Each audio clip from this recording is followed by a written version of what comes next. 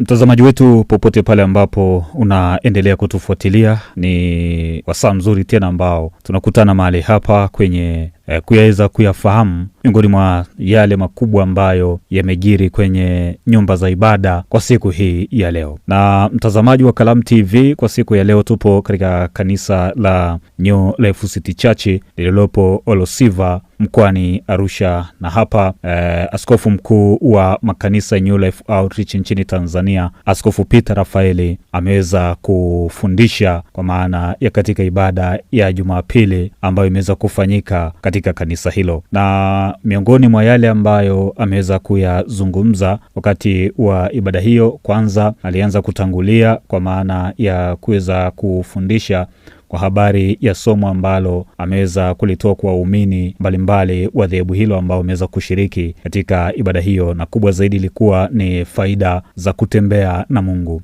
Sasa kuna mambo mbalimbali ambayo ameweza kuyabainisha akinukuu pia maandiko matakatifu, lakini kubwa zaidi ni kwamba ameweza kufafanua kwa maana ya ili Mkristo ama mtu wa Mungu aweze kutembea na Mungu anapaswa kufanya nini. Na haya ni miongoni mwa yale ambayo ameweza kuyasisitiza katika ibada hiyo ambayo imeweza kufanyika hii leo. Endelea kusubscribe channel yetu ya Kalamu TV popote pale ulipo ulimwenguni, ili uwe wa kwanza kuweza kuona nini ambacho tumeweza kukipakia katika YouTube channel yetu ya Kalamu TV. Karibu sana mtazamaji uweze kufuatilia mafundisho haya ya neno la Mungu kutoka katika kanisa la New Life City Church lililopo Olosiva jijini Arusha. Subscribe, comment and share Kalamu TV online.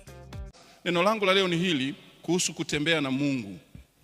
Kutembea na Mungu ni mojawapo kati ya mafundisho muhimu sana kwa kanisa kujifunza ama kujua kutembea na Mungu. Kuna hatua nyingi zinazoweza kufundishwa za mtu kutembea na Mungu, lakini kuna mahali ambapo tunapaswa kuanza kutembea na Mungu. Maisha yetu kabla ya kuwa na Yesu ni maisha ambayo tulikuwa tumepotea, hatukumjua, lakini tunapokuja kwa Kristo tunaanza kutembea na yeye, na kuna hatua nyingi ama kuna hatua mbalimbali.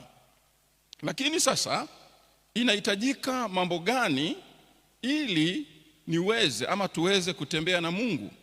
Inahitajika nini, au ni mambo gani yanayohitajika kwa huyu mtu anayetamani au anayetafuta kutembea na Mungu? Cha kwanza, huwa tunaanza na toba. Ili uweze kutembea na Mungu, hauwezi ukadandia kama unavyodandia baisikeli au kama unavyodandia gari.